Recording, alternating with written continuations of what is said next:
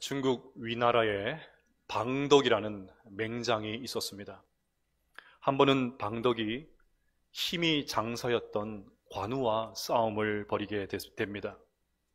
그러니 제 아무리 방덕이라 해도 이길 가능성이 거의 없습니다. 그런데 방덕은 관우와 붙어도 만만치 않습니다. 마음가짐이 얼마나 대단했던지 그는 관을 메어 가지고 와서 전투를 했습니다. 생명을 걸고 싸움을 한 것이죠. 관우에게 화살을 쏘아서 상처를 입히기도 했지만 결국은 지고 말았습니다. 그런데 관우가 보니까 죽이기에는 방덕의 재능이 너무 아깝습니다. 그러니 살려줄 테니까 나와 함께 나라를 세워보자는 제안을 합니다. 그때 방덕이 기가 막힌 이야기를 합니다. 내가 내 나라의 귀신이 될지언정 어찌 적의 나라의 장수가 되겠는가? 결국 관우는 너무너무 아쉬워하면서 방덕의 목을 베었다고 합니다.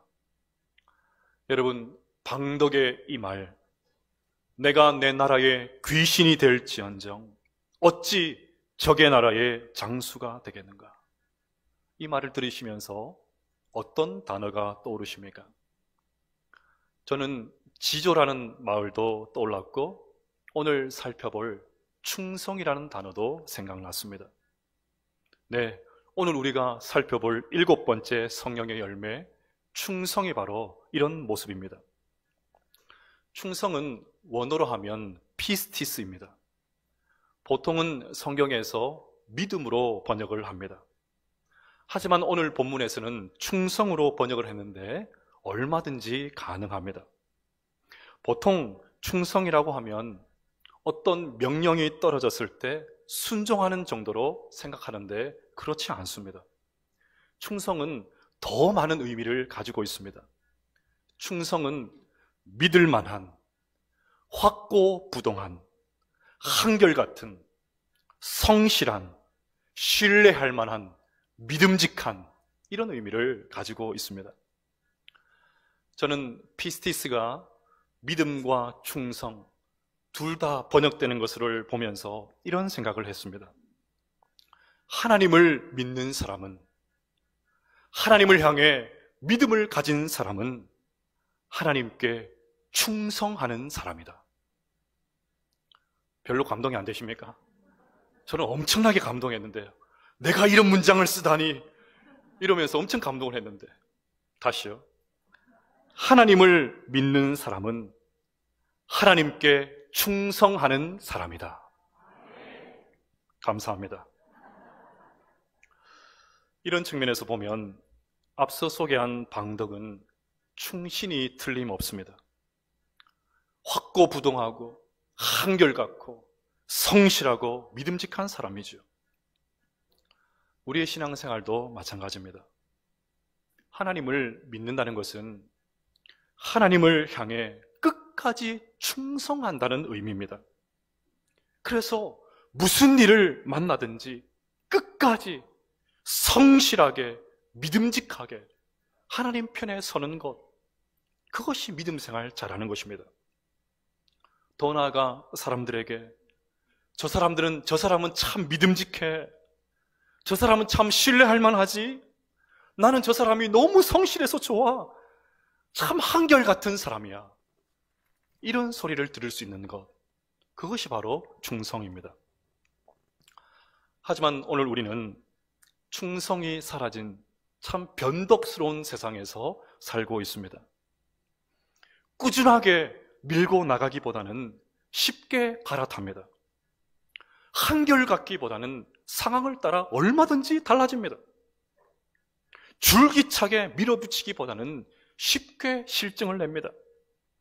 보는 눈이 있으면 좀 하는 것 같다가도 없으면 대충대충 해버립니다. 무언가에 헌신하기보다는 적당한 거리를 둡니다. 오랜 시간 한 곳에 정진하고 집중하기보다는 자꾸만 새로운 것을 찾아 헤맵니다. 이런 현상을 잘 보여주는 것이 저는 일회용품이라고 생각합니다. 우리는 접시, 종이컵, 냅킨, 포장지, 콘택트 렌즈, 봉투, 온갖 종류의 일회용품을 사용합니다. 환경 문제로 인해서 일회용품 사용을 줄이려는 그런 노력들을 하고 있지만 일회용품을 찾는 이유는 분명하지요. 쉽게 쓰고 버릴 수 있기 때문입니다. 편리하고 일회성을 최고의 가치로 둔 신상품들이 매일같이 쏟아져 나옵니다. 손질해서 쓰기보다는 쉽게 쓰고 버릴 수 있는 물건들을 찾습니다. 낡거나 고장이 나면 고쳐 쓰기보다는 웬만하면 그냥 새 것으로 사버립니다. 편리성을 몰라서 하는 말이 아닙니다. 편하지요. 저희 집에도 가끔 치킨을 시켜 먹으면 아이들이 제일 먼저 일회용 비닐 장갑부터 찾습니다. 어렵게 젓가락을 사용해서 먹을 필요가 없습니다. 손에 양념 하나 묻히지 않고 그냥 쏙 빼서 살만 그냥 쏙 빼서 먹을 수 있습니다. 뒤처리는 또 얼마나 간편합니까? 그 귀찮은 설거지를 안 해도 됩니다. 변덕스러움은 인간 관계에도 영향을 미칩니다. 우리는 관계조차 목적이 다하면 얼마든지 처분 가능한 것으로 생각합니다. 고용주에게 근로자는 언제든지 정리 가능한 인력입니다. 근로자도 언제든지 조건이 좋은 곳으로 옮기려고 합니다. 회사를 위해서 충성을 다한다, 그런 거 별로 찾아볼 수 없습니다. 부부관계도 그렇지 않습니까? 서로를 위해서 참고 견디는 것이 미련한 세상이 되었습니다. 못하려고 그렇게 하냐고 소리칩니다. 서로를 위해서 헌신하기보다는 맞지 않으면 언제든지 갈라설 수 있다고, 찢어지라고 그렇게 이야기합니다. 더 큰 문제는 이런 변덕스러운 문화가 교회에까지 영향을 미치고 있습니다.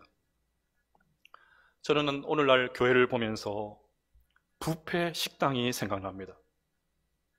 온갖 종류의 다양하고 정말 다양한 형태의 교회들이 사람들의 선택을 간절하게 기다리고 있습니다.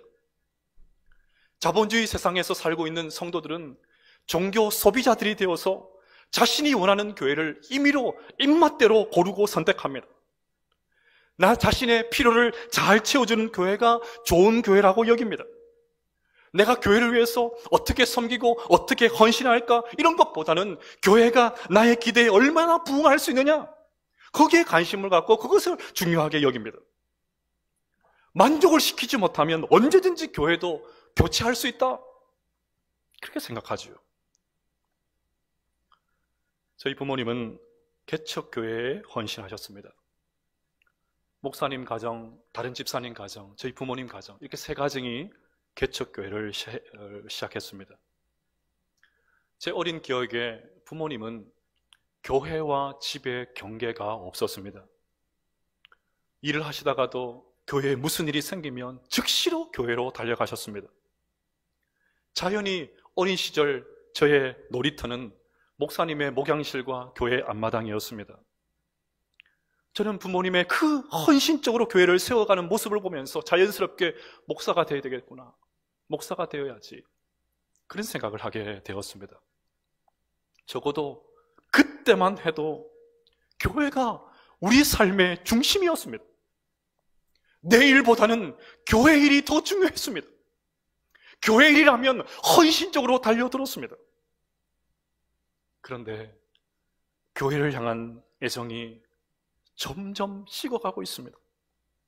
성실하게, 한결같이 믿음직스럽게, 충성스럽게 교회를 섬기는 모습이 희미해져 가고 있습니다. 그래서 이 변덕스러운 세상에 살고 있는 우리들에게 오늘 주님은 충성의 열매를 맺으라고 하십니다. 하나님과 사람들 앞에 성실하라고 하십니다. 제발 좀 한결같은 자로 서라고 하십니다. 어느 누가 봐도 믿음직한 사람, 그런 사람으로 서라고 하십니다. 우리 모두가 이 변덕스러운 세상에서 충성의 열매를 풍성하게 맺게 되시기를 주님의 이름으로 축복합니다. 자, 그러면 조금 더 깊이 생각해 보겠습니다. 왜 우리는 충성의 열매를 맺어야 할까요? 첫 번째는 우리가 섬기는 하나님이 우리에게 충성하시기 때문입니다. 충성이라고 하면 충성의 대상이 있지 않습니까? 하나님이 충성하신다면 누구에게 충성하십니까? 놀랍게도 하나님은 우리에게 충성하십니다. 충성은 다른 성령의 열매와 마찬가지로 하나님의 성품이지요. 하나님은 충성된 분이십니다. 신명기 7장 9절 말씀을 같이 한번 읽어보겠습니다. 시작. 그런즉 너는 알라 오직 내 하나님 여호와는 하나님이시요 신실하신 하나님이시라. 아멘. 여기에 신실이 충성입니다. 그러면 하나님께서 우리에게 충성하신다는 증거가 뭘까요? 뭘 보면 하나님께서 우리에게 충성하신다 알 수 있습니까? 하나님의 충성, 하나님의 신실하심, 하나님의 그 한결같으심은 성경에 기록되어 있는 언약을 보면 알 수가 있습니다. 하나님은 우리와 언약을 맺으시고 동시에 그 언약에 스스로 묶이기로 작정하셨습니다. 하나님은 지금도 언약을 신실하게 지키고 계십니다. 성경에 많은 언약이 있지만 오늘은 노아 언약을 한번 생각해 보겠습니다. 신학자들은 노아 언약을 일반 은혜 언약이다 그렇게 부릅니다. 여러분, 지금 우리가 살고 있는 이 세상이 왜 망하지 않고 존재하는지 아십니까? 온갖 죄와 불의가 가득한 세상이 왜 망하지 않고 유지되고 있는지 아십니까? 그것은 하나님께서 맺으신 노아 언약 때문입니다. 창세기 8장 20절부터 22절까지 말씀을 같이 한번 읽어보겠습니다. 시작. 여호와께서 그 향기를 받으시고 그 중심에 이르시되 땅을 저주하지 아니하리니 이는 사람의 마음이 계획하는 바가 어려서부터 악함이라. 내가 전에 행한 것 같이 모든 생물을 다시 멸하지 아니하리니 땅이 있을 동안에는 심음과 거둠과 추위와 더위와 여름과 겨울과 낮과 밤이 쉬지 아니하리라. 아멘. 홍수 심판이 끝나고 하나님께서는 노아에게 두 가지 약속을 하셨습니다. 하나는 인간 때문에, 우리 인간의 죄 때문에 다시 세상을 파괴하지 않겠다는 것이고, 또 하나는 사계절의 주기를 정상적으로 보존하시겠다는 것입니다. 이것이 하나님께서 이 세상과 맺으신 일반 은혜 언약, 노아 언약의 내용입니다. 이 세상을 보십시오. 우리 인간의 죄 때문에 온갖 악들이 이 세상에 가득합니다. 앞으로도 계속해서 이것이 반복될 것입니다. 하지만 우리가 아무리 이 세상 가운데 죄를 짓고 살아도, 아무리 어려운 일을 살아도 이 세상은 망하지 않습니다. 지금 우리가 겪고 있는 코로나 바이러스도 결국 인간의 탐욕 때문에 생긴 것 아닙니까? 하지만 아무리 독한 바이러스가 창궐해도, 오미크론 변이 바이러스가 확산되어도, 또 다른 변종 바이러스가 나와도 이 땅은 주님 오실 때까지 사라지지 않습니다. 아무리 할리우드에서 세상의 종말을 소재로 한 영화가 만들어져도 예수님 다시 오실 때까지 이 세상은 결코 망하지 않습니다. 왜요? 지금도 하나님께서 노아 언약을 충성스럽게 지키고 계시기 때문입니다. 하나님이 이렇게 우리에게 충성하고 계신다면 우리도 충성하는 것이 마땅하지 않겠습니까? 우리가 충성의 열매를 맺어야 하는 두 번째 이유는 하나님이 우리를 믿어주시기 때문입니다. 저는 충성이라는 단어를 들을 때마다 죽도록 충성하라는 명령을 받은 서머나 교회가 생각납니다. 서머나 교회는 신앙을 지키는 것 때문에 이미 극심한 고난을 당하고 있습니다. 그런데도 주님은 이미 고난으로 지칠 대로 지쳐있는 그 서머나 교회를 향해서 이렇게 말씀하십니다. 너는 장차 받을 고난을 두려워하지 말라. 볼지어다 마귀가 장차 너희 가운데서 몇 사람을 옥에 던져 시험을 받게 하리니 너희가 10일 동안 환난을 받으리라. 내가 죽도록 충성하라. 그리하면 내가 생명의 관을 내게 주리라. 무슨 말입니까? 지금까지는 연습 게임이었고 본 게임이 남아있다는 말입니다. 지금까지 겪은 것은 아무것도 아니고 이제부터 본격적인 박해가 시작된다는 말입니다.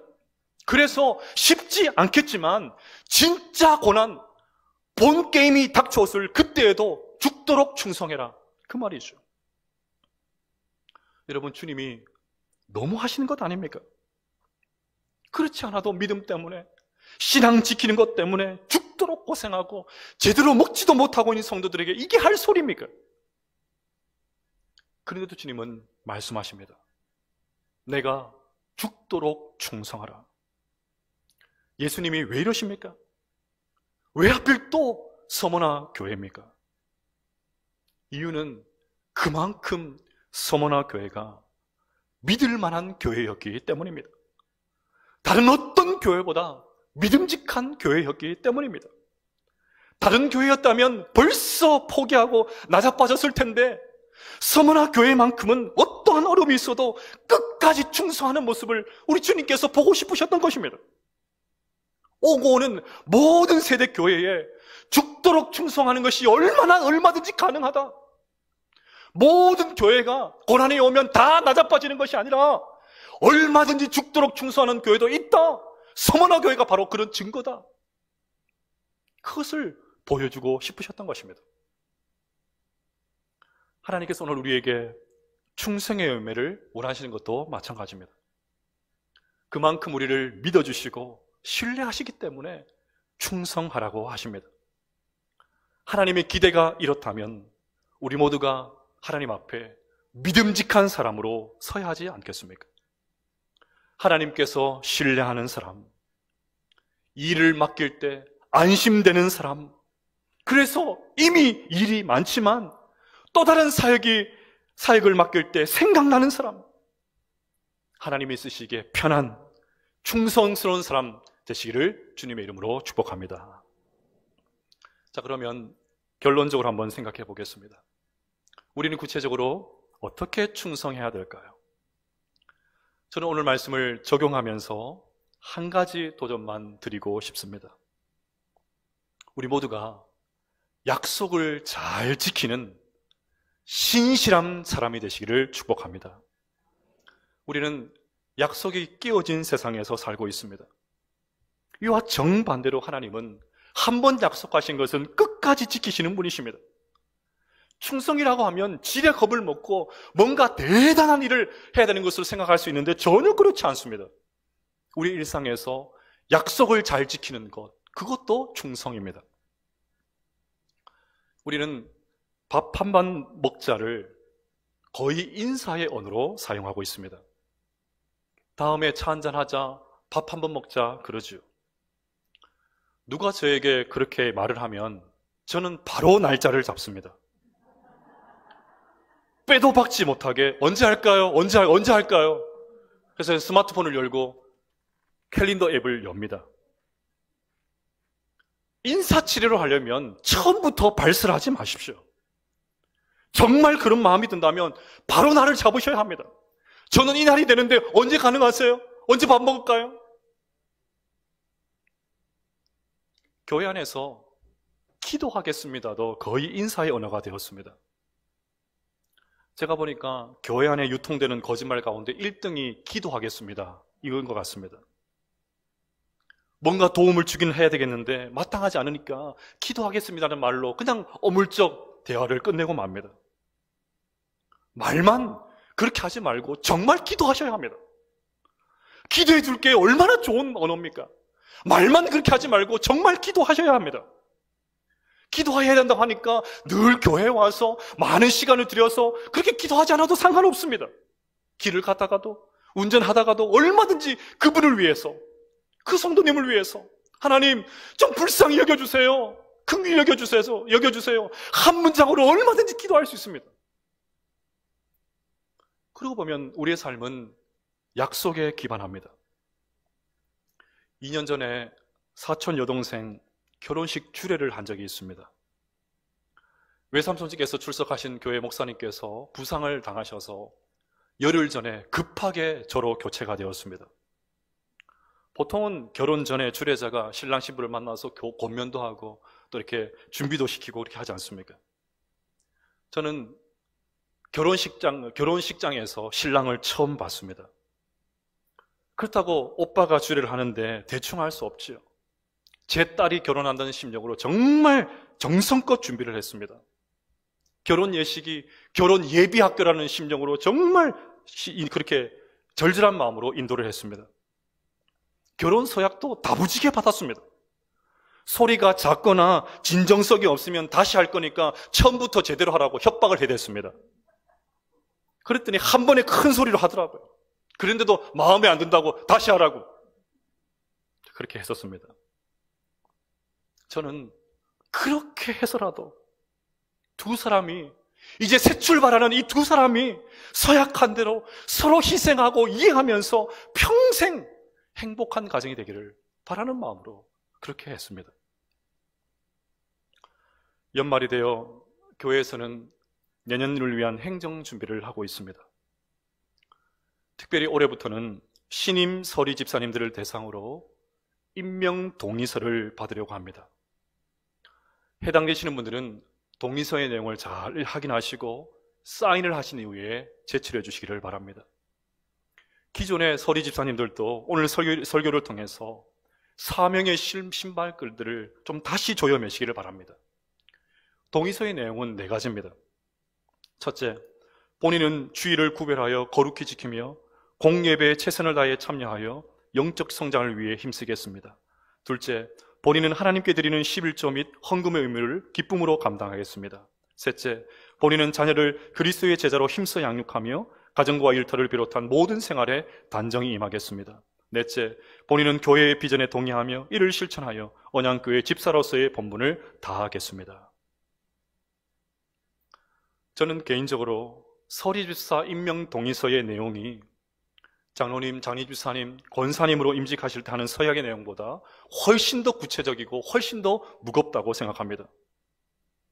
이전에 사역했던 교회에서 보면 소수이긴 하지만 동의서를 제출하지 않고 조금 더 준비해서 내년에 받겠다고 정중하게 거절하시는 분들이 계셨습니다. 저는 동의서를 다 제출하고 직분까지 받았지만 예배와 헌금 생활을 제대로 하지 않는 분들을 볼 때마다 오히려 거절하신 분들이 하나님 앞에 더 정직한 것 아닌가 그런 생각을 하게 됩니다. 중요한 것은 동의서를 형식적인 절차로 생각하지 말고 내용을 곱씹으면서 교회 현장에서 적용하는 것입니다. 이런 집사님들이 많아진다면 우리 교회는 더 성경적인 교회로 세워지게 될 줄로 믿습니다. 하물며 서리 집사님도 이렇다면 장로님들, 장리 집사님들, 권사님으로 임직받은 분들은 얼마나 더 하겠습니까? 개인들마다 사정들이 다 있겠지만 직분자들이 임직대한 서약만 성실하게 지켜도 그 서약의 내용에 충성만 할 수 있어도 우리 교회는 더 은혜 가운데 든든하게 세워지게 될 줄로 믿습니다. 이처럼 우리 모두가 하나님과 사람 앞에서 약속을 지키며 살아가는 충성된 성도들이 되시기를 주님의 이름으로 축복합니다. 1990년대에 미국에서 프라미스 키퍼스 운동이 활발하게 일어났습니다. 이 운동은 콜로라도 대학 미식축구팀의 감독이었던 빌 맥카트니가 70명의 동료들과 함께 기도하는 것으로 시작이 되었습니다. 이 운동의 대상은 오직 남자들 뿐이었습니다. 왜냐하면 남편으로 또 아버지로 있는 그들이 너무나도 오랫동안 약속을 지키지 않았기 때문입니다. 그래서 오래전부터 미국에서 진행되어 오던 가정의 붕괴, 미국 사회의 위기, 교회의 위기의 원인이 남자들에게 있다는 처절한 회개의 몸부림이었습니다. 그래서 프라미스 키퍼스는 7가지 약속을 지키기로 다짐합니다. 하나님 중심으로 살겠습니다. 친구를 선도하며 살겠습니다. 순교를 지키면서 살겠습니다. 가정을 보호하며 살겠습니다. 교회에 충성하며 살겠습니다. 형제와 연합하며 살겠습니다. 이웃을 사랑하며 살겠습니다. 70명으로 시작했던 이것이 1년 후에는 4,200명, 2년 후에는 22,000명, 3년 후에는 5만 명 이상의 남자들이 모여들었습니다. 94년도에는 미국 전역의 7개 운동장에서 대회가 열렸는데 참석자가 무려 27만 명이었습니다. 결국 97년도에는 100만 명 이상이 모였고 이 장면이 전 세계로 대서특필되기도 했습니다.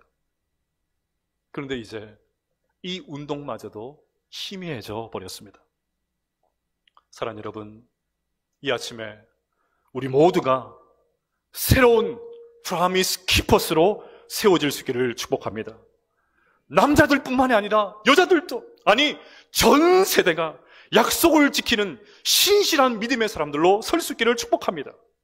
그리하여 이 변덕스러운 세상 속에서 우리 모두가 하나님과 사람 앞에서 믿을만하고 한결같고 성실하고 신뢰할 만하고 믿음직하게 충성함으로 말미암아 하나님 아버지 앞에 착하고 충성된 종이라 칭찬받을 수 있는 우리 모든 성도들 다 되시기를 주님의 이름으로 축복합니다.